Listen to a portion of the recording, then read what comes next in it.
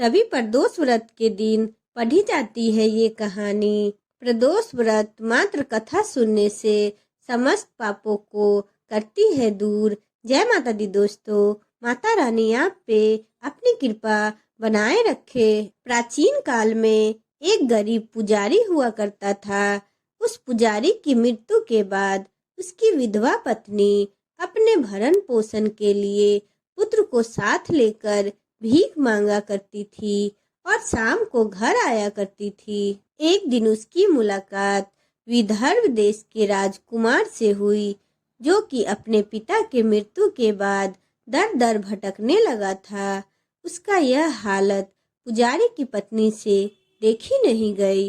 वह उस राजकुमार को अपने साथ अपने घर में ले आई और पुत्र जैसा उसको भी रखने लगी। एक दिन पुजारी की पत्नी अपने साथ दोनों पुत्र को लेकर सांडिल्य ऋषि के आश्रम में गई। वहां उसने ऋषि से शिव जी के प्रदोष व्रत की कथा एवं विधि सुनी तथा घर आकर अब वह भी प्रदोष व्रत करने लगी। एक बार दोनों बालक वन में घूम रहे थे। उसमें से पुजारी का बेटा तो घर आ गया, परंतु राजकुमार वन में ही खो गया। वन में घूमते घूमते वह भटक गया। जंगल में भटकने के बाद उस राजकुमार ने गंधर्व कन्या को क्रिया करते हुए देखा तो उनसे बात करने लगा। उस कन्या का नाम अंशुमति था। उस दिन वह राजकुमारी घर देर से लौटी।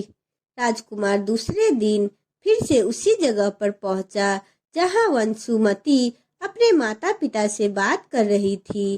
तभी अंशुमति के माता पिता ने उस राजकुमार को पहचान लिया तथा उससे कहा कि आप तो विदर्भ नगर के राजकुमार हो और आपका नाम तो धर्मगुप्त है। अंशुमति के माता पिता को वह राजकुमार पसंद आ गया और उन्होंने कहा कि शिव जी की कृपा से हम अपनी पुत्री का विवाह आपसे करना चाहते हैं। क्या आप इस विवाह के लिए तैयार है? राजकुमार ने अपनी स्वीकृति दे दी तो उन दोनों का विवाह संपन्न हुआ। बाद में राजकुमार ने गंधर्व की विशाल सेना के साथ विदर्भ पर हमला किया और घमासान युद्ध कर विजय की प्राप्ति की तथा पत्नी के साथ राज करने लगा। वहां उस महल में वह पुजारी की पत्नी और पुत्र को भी आदर के साथ ले आया तथा साथ में रखने लगा। पुजारी की पत्नी तथा पुत्र सभी दुखों व दरिद्रों से दूर हो गई और वे सुख से अपना जीवन व्यतीत करने लगे। एक दिन अंशुमति ने राजकुमार से इन सभी बातों के पीछे का कारण और रहस्य पूछा।